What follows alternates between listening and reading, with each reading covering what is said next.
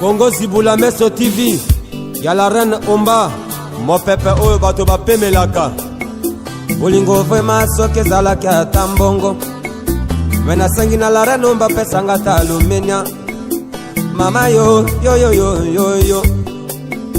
Automatika ba mama la reine Omba. Mokoja ba mama la reine Omba. Si parando denju sarela kisanga nzela.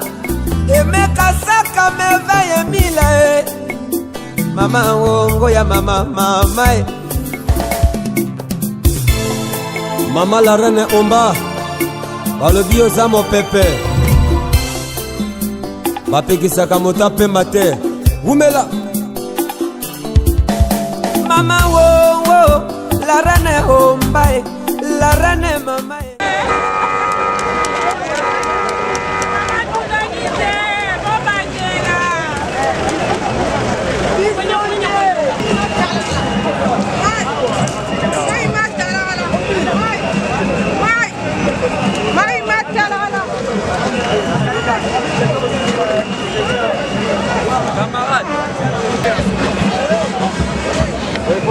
Mona nyata bao.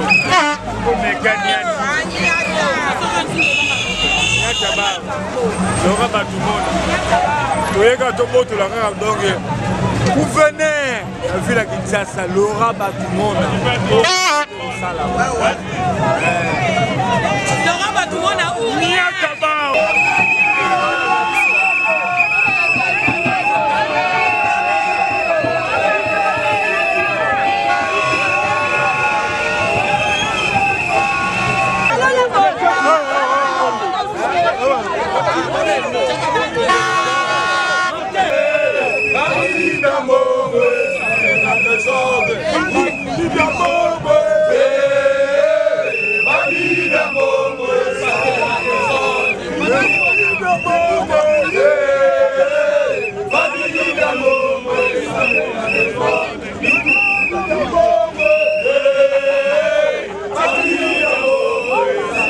Supermarché et ça des beaux amarrés.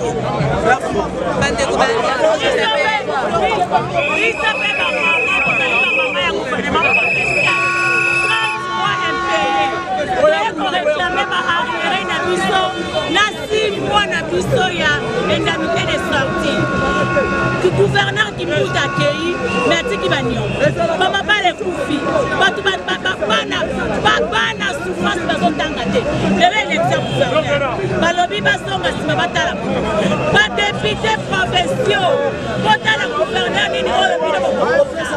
Vota la sentimenté. Chef de l'État pour une corruption. Tel est le gouvernement professionnel 30 mois payé.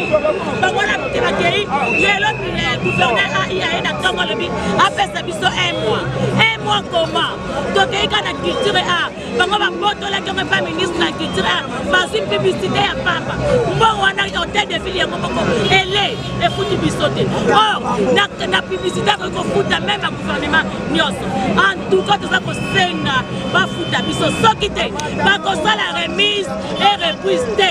Bibi bango moko ba yebi biso to ko tanga gouverneur qui futa ko to sala ki na kati ya gouvernement provincial.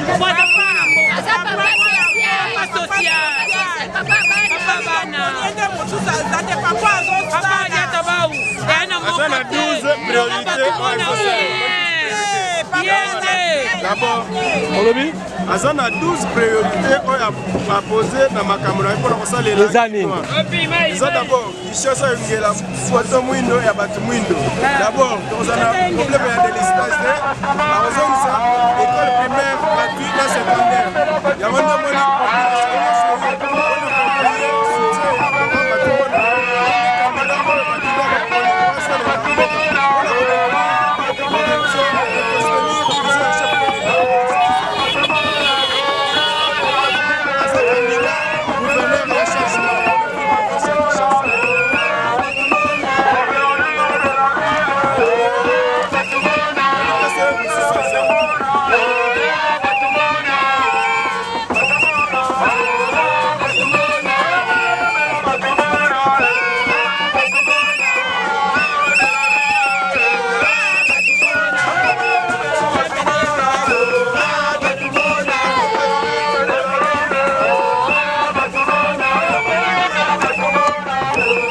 pense que Togo c'est un candidat il y a chef de l'État. C'est un candidat chef de l'État, mais ce bâtiment a le choix, il y a ticket cash. Donc choix au président public à gérer la Kinshasa de bâtiment. Il y a un mission 3T. L'une des grandes espèces de la chef de l'État, Togo c'est un choix au chef de l'État après ce qu'on a fait la Kinshasa. Donc 12 priorités, il y a ça qui n'y te retenir. Je pense que dans les 12 priorités, les 3T retenir 3 priorités. Pour ça, il y a un phénomène Oudjana, un phénomène Koulouna. Je pense que le banditisme urbain est un chemin de bataille où nous combattons. Pendant le mandat, il y a 5 ans à Kokunda. Et puis non seulement ça, Otobengi, gratuité et enseignement primaire. Et puis phénomène Kimbuta. Et puis ce qui est plus grave, phénomène ça va passer, ça va foutre à voir. Oui, le frère Kimbuta. Et puis ce qui est plus grave, Bandeko va travailler dans le gouverneur Kimbuta. Il se présente aujourd'hui comme des candidats gouverneurs. Dans une déco, Magloire Kabemba. Il a été radié, ce monsieur, à la tête de DGRK. Il se retrouve aujourd'hui candidat gouverneur. Mais ce Magloire a été radié pour mes gestions. Je pense que vous le savez. Vous avez une déco, Gentini Ngobila.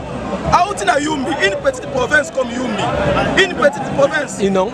Maïndombe. Maïndombe, une petite province, chef-lieu dans Maïndombe. Il n'a pas pu gérer, mais il va gérer un Eldorado comme la ville de Kinshasa. Vous trouvez ça sérieux? Ndeko Kassongo, c'est un courtier des Libanais. Non, moi, il y a des ceux qui n'ont pas Libanais, nous tous ma Kinshasa. C'est un courtier. Un courtier libanais. Alors qui est Batoumona? Vous dites? Qui est Batoumona? Laurent Batoumona, c'est le candidat idéal pour la ville de Kinshasa. C'est un monsieur qui a ses mains propres. Il a été DG à la direction des impôts. Ce monsieur a été vice-gouverneur. Une année seulement. Pendant qu'il était vice-gouverneur, qu'est-ce qu'il a fait déjà? Mais la gestion de la province, c'est le gouverneur. Lui, il ne fait qu'à l'intérêt moment où le gouverneur n'est pas là. Gestion de la province, c'est le gouverneur. C'est lui qui donne la direction. C'est lui qui gère la province. Le gouverneur de province gère la province au moment où le gouverneur n'est pas là. Je pense que Ndeko Batoumona, c'est le candidat idéal. Bandeko, oui, Ndeko. Je pense que le premier problème à gérer d'abord, c'est l'insalubrité. Aujourd'hui, la ville de Kinshasa, c'est la capitale la plus sale de l'Afrique centrale. Même la capitale où tu vas Bangui, Kinshasa va pauvreté. Vous comprenez? Et puis, deuxièmement, et ça, les Cambouafrins qui boutent, mais c'est de l'escroquerie. Des pauvres mamans maraîchères, maman Bilanga, ma pauvre commerçante, parce qu'on n'a pas mis salaté de l'autre côté, yo sali frère Molikolo, frère Kimbuta. C'est de l'escroquerie. Et puis c'est obligatoire. Et puis c'est obligatoire. C'est les mêmes frères qui sont qui ne reprennent Chili. On est allé implanter notre 3T en Bouchemaï. Arrivé, on me demande 15 de ces $30. Il y a Copas. Copas international, ça a $50. Yoko toke musika la Copas wana. Tosua ba vignette ba foutia. Aujourd'hui le talent c'est là. Mais vous avez tout simplement vu les 100 jours du chef de l'État. Voilà les actions. Mais là, tout le monde fera de miracles. Non, il ne fera pas de miracle. C'est un petit coup de fouet. Ce n'est pas de miracle. On a décrié la mégestion pendant plus de 18 ans. Comme président de l'Assemblée provinciale de la ville de Kinshasa. Vous voyez avec le nouveau président de l'Assemblée provinciale, mais comment se fait-il la ville? La ville a de très sérieux problèmes. Il y a des immondices. La ville a de très sérieux problèmes en ce qui concerne l'eau et l'électricité. Bon, les députés provinciaux, l'administration de l'Assemblée provinciale, et c'est normalement un véhicule. Ils achètent 8 véhicules. C'est mis ça capable avec ces 8 véhicules. Après, c'est ma camoulaye, à village d'ailleurs. Vous trouvez ça sérieux? Il y a remonté cette façon de faire avec une décolorant Batoumona. Ça va finir. D'accord. Et bien, nous avons 12 députés à Rolekandengenin. Papa, vous voyez, politique est magique. Au précédent, la question, allez-y. Politique est magique. Ndeko Kengo dans le Sénat. Il avait combien de sénateurs? Il s'est retrouvé président du Sénat comment? La politique est dynamique. Je vous pose une question. Non, c'est moi qui vous pose des questions. Non, ce n'est pas l'expérience qui vote. Ce sont des sénateurs, des députés qui vont voter. Moi, tu ne peux pas me poser une question. Ndeko Kengo Adondo, ancien président du Sénat, il s'est retrouvé président du Sénat comment? Il n'avait pas la majorité. La politique, ce n'est pas de la magie. Non, elle est dynamique. La politique est dynamique.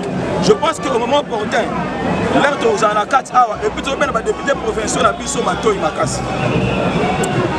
Toboyi Makambo et Salamaki na Mbushima et se répéter la Kinshasa. Le peuple congolais n'a jamais été un peuple brutal. Un peuple très compréhensif. Qui n'aime pas aussi la xénophobie. Oui, mais nous pensons quand même que ce qui s'est passé, ça va servir de leçon à d'autres. Parce que quand nous avons na Tongo, à quelle urne, au prix c'était 50 francs. À 6 fois, on a eu à PCO, mais l'objet au trahi pour PCO $1000. Vous trouvez ça sérieux? Il y a vraiment certaines mesures qui étaient dépiécées en main comme ça. Et je vais lancer un message aux députés professionnels.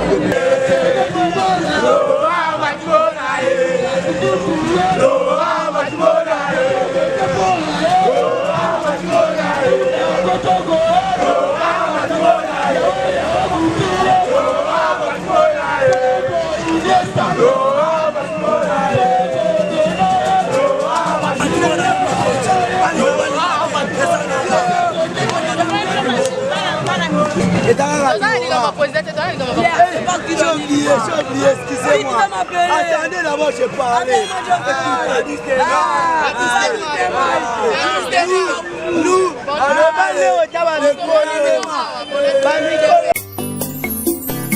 Congo Zibula Meso TV, y'a la reine Omba, mon pépé oyo bato ba pemelaka.